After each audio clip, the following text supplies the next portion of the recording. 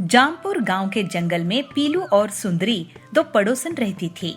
दोनों बहुत अच्छी सहेलियां थी। पीलू एक सीधी साधी साफ मन की गरीब थी, तो सुंदरी एक चालाक और लालची थी। दोनों के खेत बगल बगल में थे। एक दिन पीलू का पति बंटी काम से लौट रहा था, तभी उसका एक मोटर कार से एक्सीडेंट हो गया और उसके हाथ पांव टूट गए। पीलू पर घर संभलने का बोझ आ गया था। पीलू अपने पति से कहती है, सुनिए जी, मैं अपने खेत में और ज्यादा मेहनत करूंगी और जो भी कमाई होगी उससे मैं आपका इलाज कराऊंगी। तो बंटी कहता है, पीलू, मैं तुम पर बोझ नहीं बनना चाहता। भगवान करे मैं जल्दी से ठीक हो जाऊं। एक बार दोनों सहेलियों ने मक्के की खेती की। पीलू को सुंदरी से ज्यादा फसल आई। सुंदरी इस बात से मन ही मन जलने लगी। पीलू को मक्के की बहुत अच्छी फसल हुई है, मुझे इसकी फसल को नष्ट करने का कोई रास्ता निकालना होगा, ऐसे सुंदरी सोचती है। फिर एक दिन सुंदरी पीलू के पास जाती है और उसे कहती है, पीलू, मैं तेरे लिए ये साधु महात्मा से वरदान में बीज लेके आई हूँ। ये बीज अगर तू अपने खेत में बो देगी तो तुझे 10 गुना ज्यादा फायदे वाली फसल होगी। पीलू कहती है, अरे वाह सुंदरी बहन, तुम कितने साफ दिल की हो। तुम्हें जो साधु महात्मा से जादुई बीज मिले थे वो तुम मुझे दे रही हो। तो सुंदरी बोलती है, हाँ बहन, क्या है ना, तुम बहुत ईमानदारी से अपनी खेत का ख्याल रखती हो और तुम्हें भाई साहब की सेहत का ख्याल भी रखना है, तो इसलिए ये बीज मैं तुम्हें दे रही हूँ। कुछ दिनों बाद पीलू अपने खेत में सुंदरी के दिए हुए बीज बोने लगती है और सुंदरी ये देख के बहुत खुश होती है। पीलू रोज अपने खेत में पानी देती है, लेकिन बहुत दिन बीतने के बाद भी उसके खेत में फसल नहीं उगती। पीलू सुंदरी से कहती है, अरे सुंदरी बहन, तुमने जो साधु महात्मा के बीज मुझे दिए थे उसमें से तो फसल उग ही नहीं रही है, लेकिन तुम्हारी खेत की फसल तो बहुत तेजी से बढ़ रही है। तो सुंदरी कहती है, तुम फिक्र मत करो पीलू, ये बीज बेकार नहीं जाएंगे। ऐसे ही कुछ दिन और बीत जाते हैं, लेकिन पीलू के खेत में कोई फसल नहीं आती है। हाय, मैं तो लुट गई, बर्बाद हो गई। मुझ गरीब के खेत में इस बार कोई फसल नहीं उगी। अब मैं इनका इलाज कैसे करवाऊंगी, घर का खर्च कैसे चलाऊंगी। लगता है ये खेत अब बेचना पड़ेगा। तो बंटी कहता है, पीलू, इतनी दुखी मत हो, हम अपना खेत नहीं बेचेंगे, चाहे जो हो जाए। तुम मुझे वो बीज दिखाओ, मैं शायद कुछ मदद कर सकूं। पीलू बीज दिखाती है। ये देखिए जी, ये है वो बीज। तो बंटी बोलता है, अरे ये बीज नहीं है पीलू, ये मछली के अंडे हैं। सुंदरी ने हमारे साथ चालाकी की है।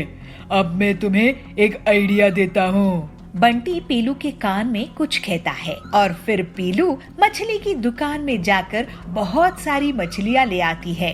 पीलू उन मछलियों को अपने खेत में लगा देती है और पीलू सुंदरी को बुलाती है, सुंदरी बहन, ओ सुंदरी बहन, जरा घर से बाहर तो आओ। सुंदरी आती है। क्या हुआ पीलू, क्यों आवाज लगा रही हो?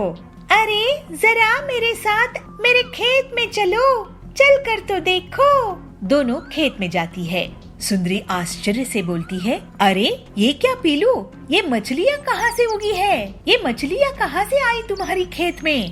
तो पीलू कहती है, ये तो तुम्हारे दिए हुए साधु महात्मा का बीज का कमाल है। ये सुनकर सुंदरी बहुत गुस्से में आ जाती है और वो अपने खेत की फसल को उखाड़ने लगती है और उसे पीलू के खेत की तरफ फेंकने लगती है।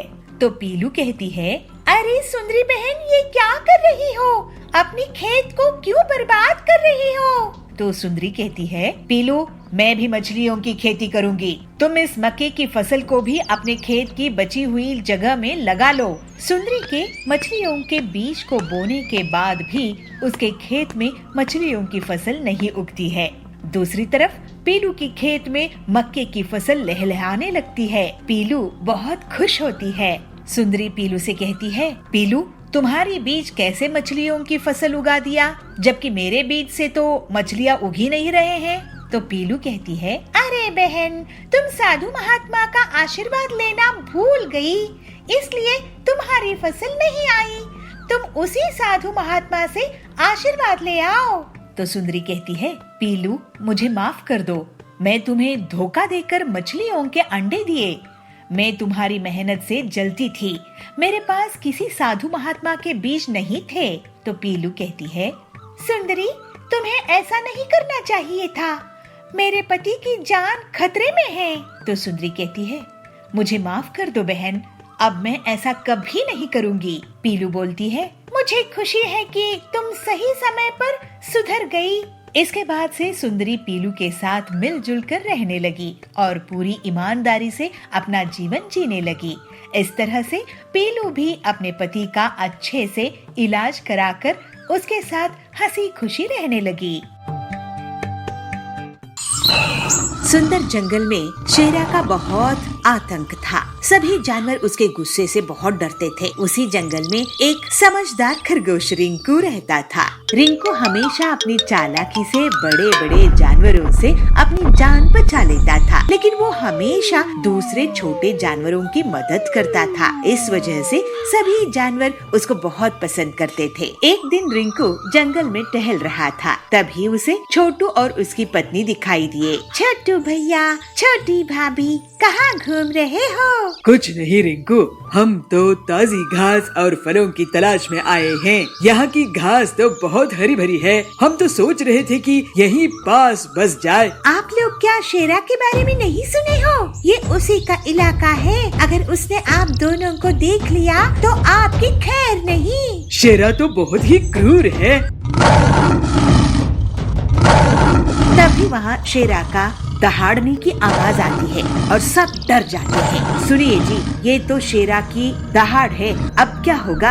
आप दोनों उस पेड़ के पीछे से भाग जाओ। और फिर दोनों पति पत्नी एक पेड़ के पीछे से भाग जाते हैं। रिंकू खरगोश, यहाँ पर 2 जानवर आए थे, मैं उनका शिकार करने आया हूँ, क्या तुमने उन्हें देखा है? जी शेरा जी, मैंने उन्हें उस रास्ते से जाते हुए देखा। रिंकू शेरा को दूसरी तरफ इशारा करके भेज देता है। छोटू और छोटी रिंकू के पास आते हैं। तुम्हारा शुक्रिया रिंकू भैया। अब आप दोनों यहाँ पर घास खाकर जल्दी से चले जाओ। इसके बाद दोनों पति पत्नी घास खाकर वहाँ से चले जाते हैं। दूसरे दिन वही दोनों उस घास के मैदान के पास एक तालाब में रिंकू को मिल जाते हैं। छोटू भैया, छोटी भाभी, आप दोनों के जाने के बाद शेरा फिर से आया था और मुझे धमका कर गया है कि अगर अगली बार उसको उसके शिकार का सही पता नहीं मिला तो वो मुझे ही खा जाएगा।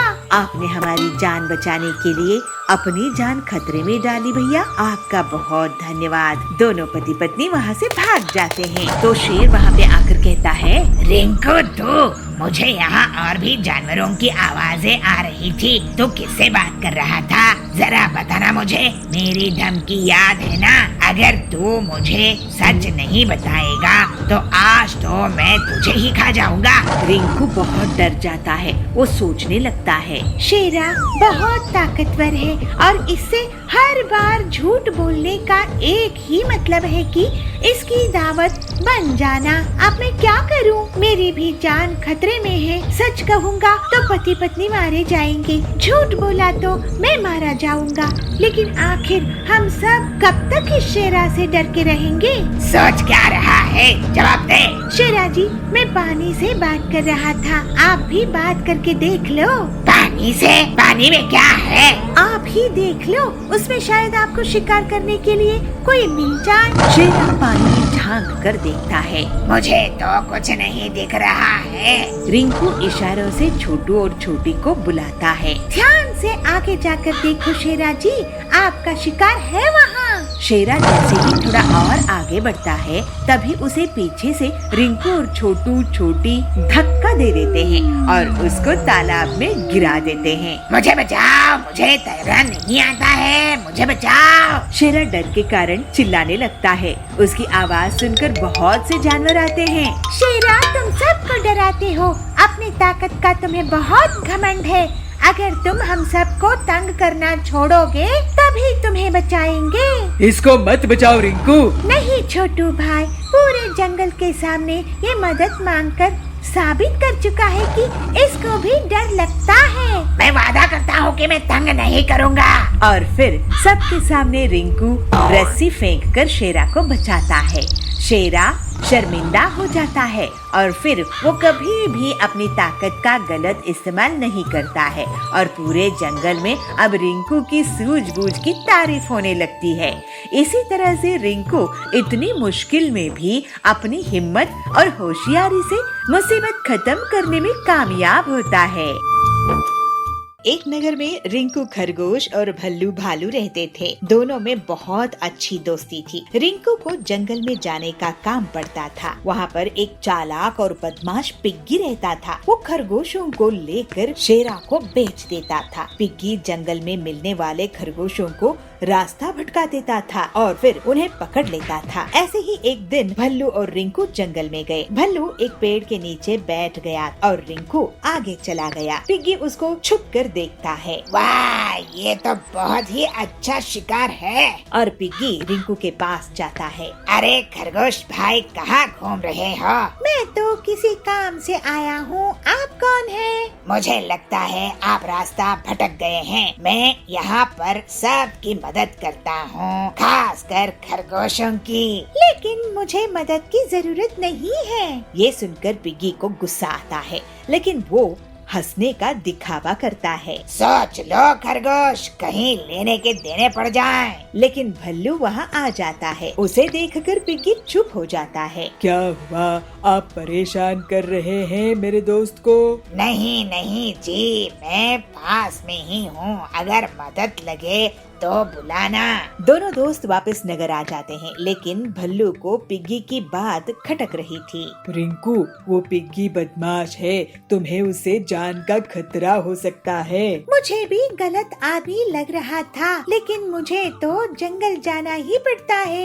इस बार तो तुम थे, अगली बार क्या होगा? मेरे पास एक आइडिया है। भल्लू रिंकू को एक अलार्म घंटी देता है। रिंकू उस अलार्म घंटी को अपने गले में पहन लेता है और थोड़े दिनों बाद वो फिर से जंगल जाता है और थोड़ी ही दूर में उसे पिग्गी मिलता है। आज मैं तुम्हें नहीं छोड़ूंगा। आज तो तुम्हारा बड़ा भालू दोस्त भी नहीं है जो तुम्हें बचा पाए। किसने कहा कि मेरा दोस्त मेरे पास नहीं है? पिग्गी रिंकू को पकड़ने के लिए आगे बढ़ता है। रिंकू अलार्म घंटी का बटन दबा देता है। भल्लू के पास अलार्म घंटी की तेज आवाज पहुंचती है। फिर भल्लू तुरंत ही रिंकू के पास पहुंच जाता है। पिग्गी भल्लू को देखकर डर जाता है और भल्लू गुस्से में पिग्गी की पिटाई कर देता है। भल्लू और रिंकू की सूझबूझ से अब पिग्गी पकड़ा जाता है और जंगल के रास्ते जाने वाली सभी जानवर सुरक्षित महसूस करते हैं।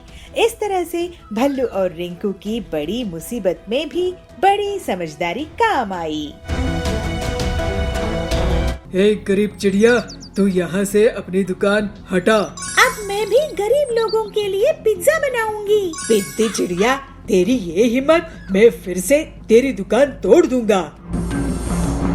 टॉली नगर के जंगल में कड़क सेठ पिज्जा की बड़ी सी दुकान चलाता था। उसी की दुकान के सामने पीलू सस्ता दाल चावल बेचा करती थी। ये बात कड़क को बिल्कुल पसंद नहीं थी। एक गरीब चिड़िया उसकी दुकान के सामने अपनी दुकान लगाए। एक दिन कड़क अपने आदमियों के साथ पीलू के पास जाता है। हे गरीब चिड़िया, तू यहाँ से अपनी दुकान हटा। तेरी गरीब दुकान के कारण मेरे इस शानदार पिज्जा शॉप का शो खराब हो रहा है। कड़क सेठ जी, आपका और मेरा क्या मुकाबला है? आपकी इतनी बड़ी दुकान है, अमीर लोग वहाँ आते हैं। मैं छोटी सी गरीब चिड़िया, मेरी दुकान में गरीब लोग ही आते हैं और वैसे भी मेरी दुकान आपके पिज्जा शॉप से बहुत दूर है। मुझे ज्ञान देती है? फिर कड़क और उसके आदमी पीलू की दुकान को तोड़ फोड़ देते हैं। पीलू बहुत दुखी हो जाती है। वो रोने लगती है। हम गरीब लोगों की कोई नहीं सुनता, सिर्फ दाल चावल ही तो बेचा करती थी मैं। इसमें इस कड़क सेठ का क्या नुकसान हो रहा था? लेकिन घमंड के कारण उसने मुझ गरीब की दुकान ही तोड़ दी। पीलू रोते रोते सो जाती है। जब वो उठी है तो देखती है कि कड़क सेठ और उसके आदमी उसका मजाक उड़ा रहे हैं। ये देखकर वो बहुत गुस्से में आ जाती है। अब मैं भी गरीब लोगों के लिए पिज्जा बनाऊंगी, ऐसे ठान लेती है। ऐसा सोचकर पीलू अपनी टूटी हुई दुकान के सामान को फिर से इकट्ठा कर लेती है और तवे में पिज्जा बनाने लगती है। कुछ गरीब चिड़िया वहाँ आती है। अरे पीलू बहन, तुम भी पिज्जा बना रही हो? ये तो हम खा ही नहीं पाएंगे, बहुत महंगे होते हैं ना ये, अमीर लोगों का खाना है ये। नहीं बहन, मैं पिज्जा सस्ते दामों में ही दूंगी और इतनी टेस्टी कि अमीर भी इसको खाने आएंगे। फिर थोड़े ही दिनों में पीलू का पिज्जा बहुत फेमस हो गया और गरीब लोगों के साथ अमीर भी उसकी दुकान में आने लगे। एक दिन पीलू के घर के पास दबंग जाबाज पहुंचता है। पीलू, मैं तुम्हारी दुकान में नहीं आ पाया, लेकिन मुझे तुम्हारा पिज्जा खाना है। लेकिन अगर मुझे पिज्जा पसंद नहीं आया तो मैं तुम्हें पैसे नहीं दूंगा। मैं आपको अभी एक पिज्जा बना कर देती हूँ जाबाज जी, आपको जरूर पसंद आएगा। जाबाज को पीलू के पिज्जा बहुत पसंद आते हैं और वो उसकी तारीफ करके उसको पैसे देकर चला जाता है। इसको देखकर कड़क गुस्से में आ जाता है और फिर से अपने गुंडों के साथ पीलू की दुकान तोड़ने जाता है। पिद्दी चिड़िया, तेरी ये हिम्मत, मैं फिर से तेरी दुकान तोड़ दूंगा। लेकिन तभी वहाँ पर जाबाज आ जाता है और अकेले ही कड़क और उसके गुंडों को पिटाई कर देता है। अरे भागो, जाबाज से तो कोई नहीं बच सकता। इसके बाद जाबाज के डर से कड़क जंगल छोड़कर भाग जाता है और पीलू अपनी मेहनत और लगन के कारण पिज्जा की बड़ी सी दुकान खोल लेती है। लेकिन फिर भी गरीब लोगों को वो सस्ते दामों में ही पिज्जा बेचा करती थी। इस तरह से पीलू हंसी खुशी रहने लगती है।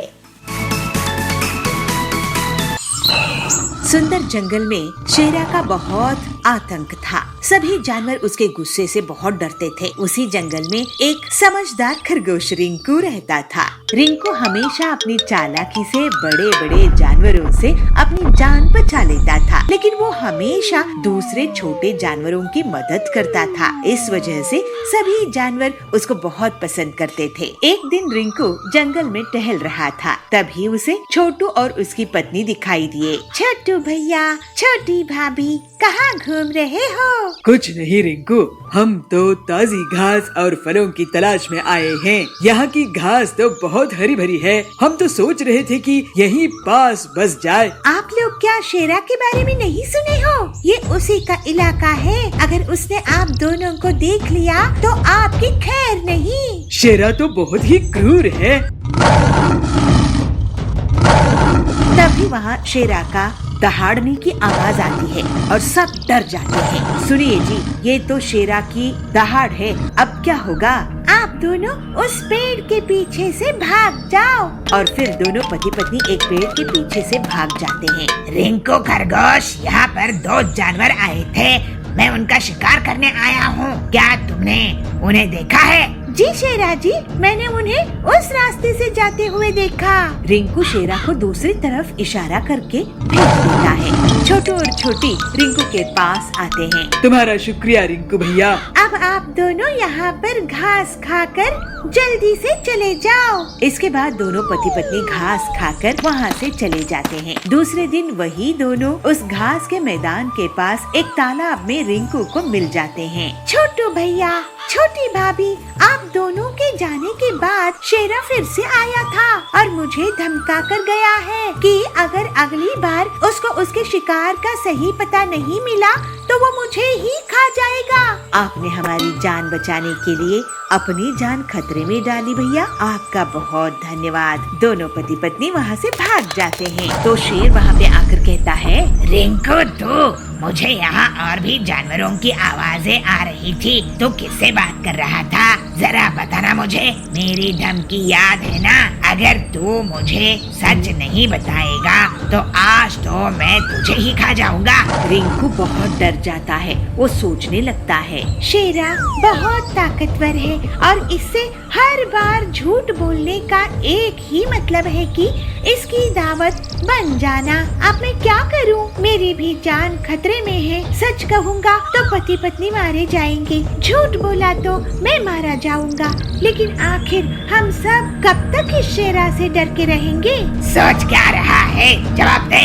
शेरा जी, मैं पानी से बात कर रहा था, आप भी बात करके देख लो।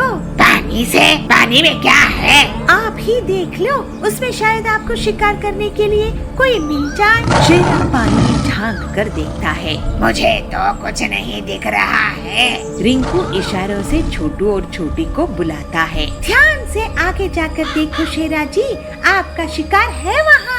शेरा जैसे ही थोड़ा और आगे बढ़ता है, तभी उसे पीछे से रिंकू और छोटू छोटी धक्का दे देते हैं और उसको तालाब में गिरा देते हैं। मुझे बचाओ, मुझे तैरना नहीं आता है, मुझे बचाओ। शेरा डर के कारण चिल्लाने लगता है। उसकी आवाज सुनकर बहुत से जानवर आते हैं। शेरा, तुम सबको डराते हो, अपनी ताकत का तुम्हें बहुत घमंड है। अगर तुम हम सबको तंग करना छोड़ोगे तभी तुम्हें बचाएंगे। इसको मत बचाओ रिंकू। नहीं छोटू भाई, पूरे जंगल के सामने ये मदद मांगकर साबित कर चुका है कि इसको भी डर लगता है। मैं वादा करता हूँ कि मैं तंग नहीं करूँगा। और फिर सबके सामने रिंकू रस्सी फेंककर शेरा को बचाता है। शेरा शर्मिंदा हो जाता है और फिर वो कभी भी अपनी ताकत का गलत इस्तेमाल नहीं करता है और पूरे जंगल में अब रिंकू की सूझबूझ की तारीफ होने लगती है। इसी तरह से रिंकू इतनी मुश्किल में भी अपनी हिम्मत और होशियारी से मुसीबत खत्म करने में कामयाब होता है। हल्दीपुर गांव के जंगल में कड़क सेठ प्रधान था। कड़क बहुत ही लालची और बदमाश था। कड़क गरीब लोगों की जमीन और घर हड़प लेता था। वो उनको खेत की जमीन पर भी जबरदस्ती कब्जा जमा लेता था। ऐसे ही कड़क सेठ पीलू और उसके पिता के घर पर कब्जा कर लेता है। पिताजी, कड़क सेठ बहुत बदमाश है। उसने आपको कर्ज के नीचे दबाकर हमारा घर अपने कब्जे में कर लिया है। बेटी, वो ऐसे ही करता आया है। लोगों को धोखा देकर आधे जंगल में कब्जा कर लिया है। सब उससे डरते हैं। उसकी कोई न कोई कमजोरी जरूर होगी। मैं उससे आपकी जमीन वापस करवा के ही रहूंगी। फिर पीलू अपनी सहेली बबली से मिलती है और उसको पूरी बात बताती है। क्या बताऊं बहन पीलू, कड़क सेठ ने तो मेरे पिताजी का भी खेत कब्जे में कर लिया था। पिताजी ने 50,000 कर्ज लिए थे। कड़क सेठ जबरदस्ती उनसे 2 लाख रुपए लेकर खेत वापस किया। लेकिन ऐसा कब तक चलेगा? हमें कुछ करना चाहिए। मेरे हरिया मामा आने वाले हैं। वो बहुत होशियार है, उनसे हम सलाह लेंगे। तब तक पीलू और उसकी परिवार एक पेड़ के नीचे रहने लगते हैं। अगले दिन बबली के हरिया मामा आते हैं। पीलू, ये हरिया मामा है, इनको तो अपनी मुसीबत बता। फिर पीलू हरिया को सब कुछ बता देती है। देखो पीलू, बदमाश गुंडों को आसानी से नहीं हराया जा सकता है, लेकिन मैं तुम्हारे लिए रहने का एक पुरानी बस में इंतजाम कर दूंगा। ठीक है मामा जी, मैं अपने बूढ़े माँ बाप के साथ पुरानी बस में ही रह लूंगी। जब पीलू अपने परिवार के साथ पुरानी बस में रहने लगी तो कड़क उस बस को भी हड़पने की सोचता है। पीलू को ये बात पता लग जाती है। वो तुरंत ही हरिया मामा के पास जाती है। हरिया मामा, कड़क सेठ हम गरीब लोगों का पुराना बस का घर भी हड़प लेना चाहता है। हे भगवान, अब क्या होगा? मेरे पास एक तरकीब है। आप अगर मेरा साथ देंगे तो हम कड़क को हराने में कामयाब हो जाएंगे।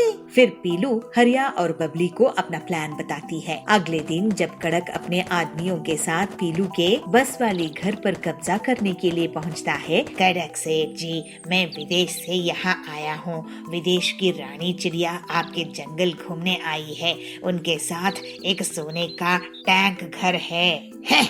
क्या सोने का टैंक घर? हाँ, उसके बाल भी सुनहरे हैं और वो जहाँ भी जाती है सोने का टैंक लेकर जाती है। आप अगर चाहो तो मैं उनसे आपको मिलवा सकता हूँ, क्योंकि आप इस जंगल के मुखिया हो और सबसे अमीर आदमी। वो गरीब को बिल्कुल पसंद नहीं करती है। हाँ हाँ, बिल्कुल मिलूंगा मैं उनसे।